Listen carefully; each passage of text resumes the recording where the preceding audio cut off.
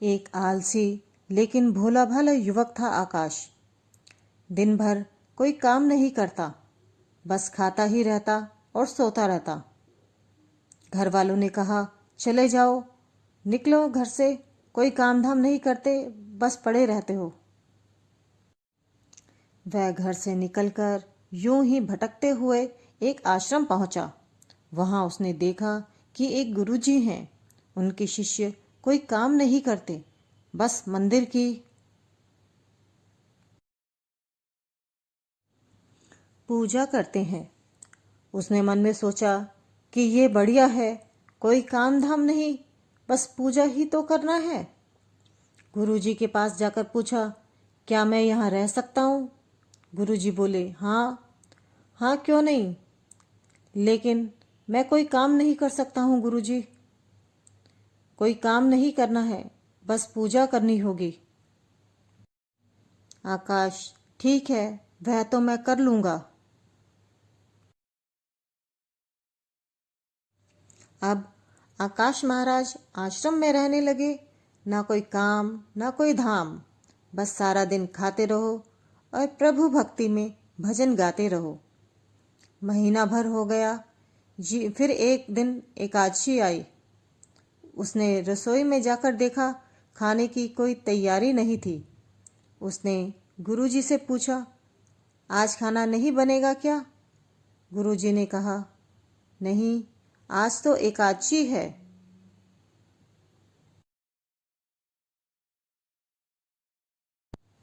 तुम्हारा भी उपवास है। उसने कहा, नहीं, अगर हमने उपवास कर लिया तो कल का दिन ही नहीं देख पाएंगे।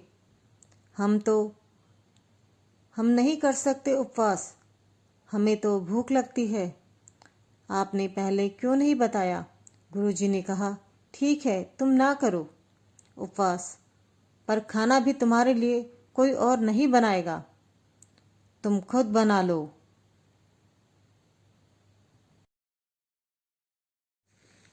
मरता क्या ना करता, गया रसोई में। गुरुजी फिर आए, देखो, अगर तुम खाना बना लो तो राम जी को भोग जरूर लगा लेना और नदी के उस पार जाकर बना लो रसोई। ठीक है। लकड़ी, आटा, तेल, घी, सब्जी लेकर आकाश महाराज चले।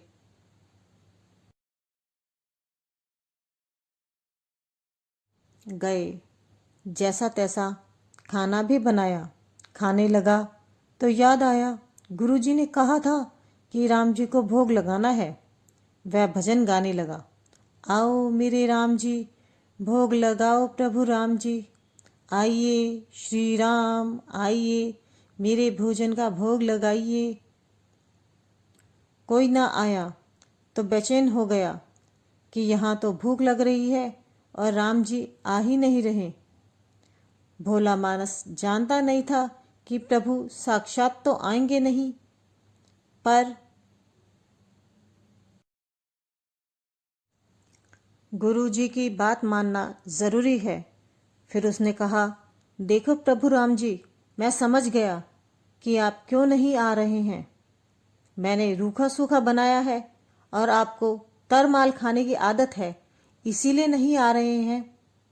तो सुनो प्रभु, आज वहां भी कुछ नहीं बना है, सबकी एकादशी है, खाना हो तो ये भोग ही।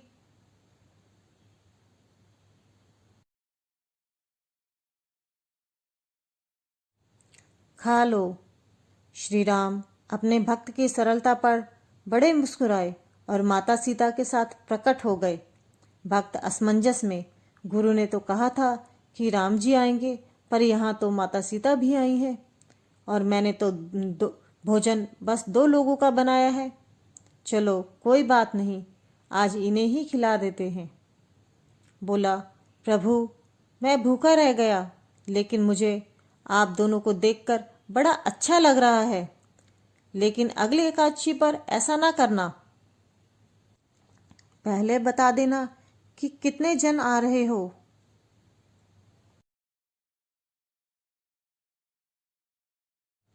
और हाँ, थोड़ा जल्दी आना। राम जी उसकी बात पर बड़े मदुत हुए, प्रसाद ग्रहण करके चले गए। अगली एकादशी तक ये भोला मानस भूल गया। उसे लगा प्रभु ऐसे ही आते होंगे और प्रसाद ग्रहण करते होंगे। फिर एकादशी आई। गुरुजी से कहा, मैं चला अपना खाना बनाने, पर गुरुजी थोड़ा ज़्यादा अनाज लगेगा, वहाँ 2 लोग आते हैं।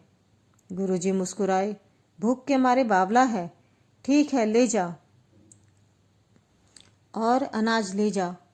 अब की बार उसने 3 लोगों का खाना बनाया। फिर गुहार लगाई, प्रभु राम आइए, सीताराम आइए, मेरे भोजन का भोग लगाइए। प्रभु की महिमा भी निराली है। भक्त के साथ कौतुक करने में उन्हें भी बड़ा मजा आता है। इस बार वे अपने भाई लक्ष्मण, भरत, शत्रुघ्न और हनुमान जी को लेकर आ गए। भक्त को चक्कर आ गए। ये क्या हुआ? एक का भोजन बनाया तो 2 आए।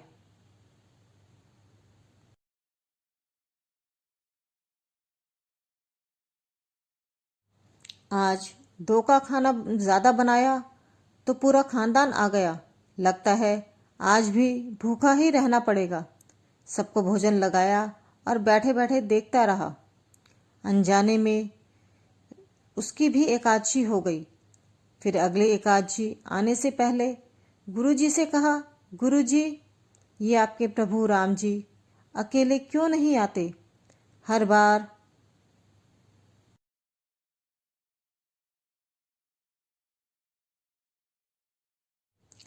कितने सारे लोग ले आते हैं। इस बार अनाज ज़्यादा देना।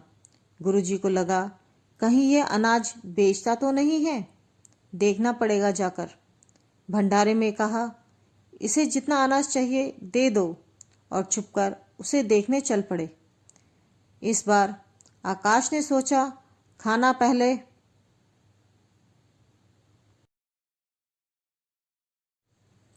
नहीं बनाऊंगा, पता नहीं कितने लोग आ जाएं, पहले बुला लेता हूँ फिर बनाता हूँ। फिर टेर लगाई, प्रभु राम जी आइए, श्री राम आइए, मेरे भोजन का भोग लगाइए। सारा राम दरबार मौजूद। इस बार तो हनुमान जी भी साथ आए, लेकिन ये क्या, प्रसाद तो तैयार ही नहीं है। भक्त ठहरा भोला भाला, बोला, प्रभु इस बार।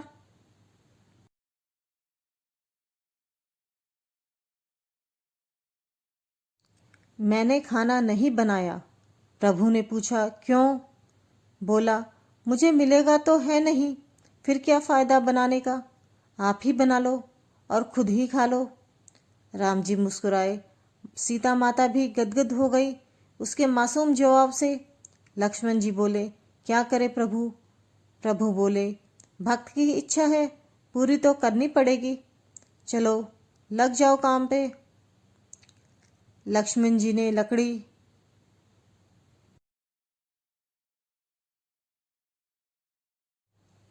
उठाई। माता सीता आटा सानने लगी। भक्त एक तरफ बैठकर देखता रहा। सीता माता रसोई बना रही थी तो कई ऋषि मुनि, यक्ष, गंधर्व प्रसाद लेने आने लगे। इधर गुरुजी ने देखा खाना तो बना नहीं, भक्त एक कोने में बैठा है। पूछा, क्या बात है बेटा, खाना क्यों नहीं बनाया? बोला, अच्छा किया गुरुजी आप आ गए, देखिए कितने लोग आते हैं प्रभु के साथ।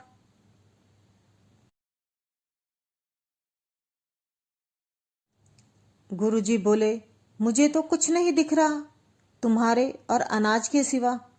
भक्त ने माथा पकड़ लिया।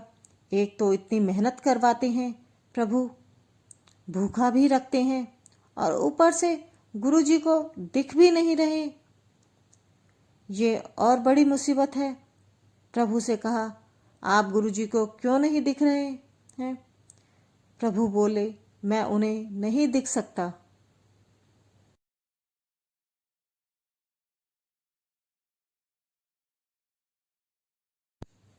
तो वह बोला, क्यों? वे तो बड़े पंडित हैं, ज्ञानी हैं, विद्वान हैं, उन्हें तो बहुत कुछ आता है, उनको क्यों नहीं दिखते आप? प्रभु बोले, माना कि उनको सब आता है, पर वे सरल नहीं हैं तुम्हारी तरह, इसीलिए उनको नहीं दिख सकता।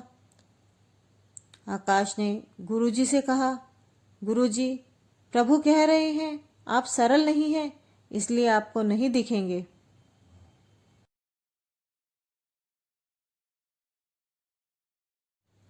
गुरुजी रोने लगे, वाकई मैंने सब कुछ पाया, पर सरलता नहीं पा सका तुम्हारी तरह। और प्रभु तो मन की सरलता से ही मिलते हैं। प्रभु प्रकट हो गए और गुरुजी को भी दर्शन दिए। इस तरह एक भक्त के कहने पर प्रभु ने रसोई भी बनाई। गुरुजी और देवतागण इस मनोरम दृश्य को देखकर भाव विह्वल हो उठे और वो सब प्रभु श्री राम की स्तुति करने लगे। ये एक सच्ची कहानी है। आपको हमारी कहानी कैसी लगी, कमेंट सेक्शन में कमेंट करके ज़रूर बताइएगा। इस कहानी को अधिक से अधिक लाइक, शेयर और सब्सक्राइब करें और हमारी नई वीडियो के नोटिफिकेशन के लिए बेल आइकन को दबाएं।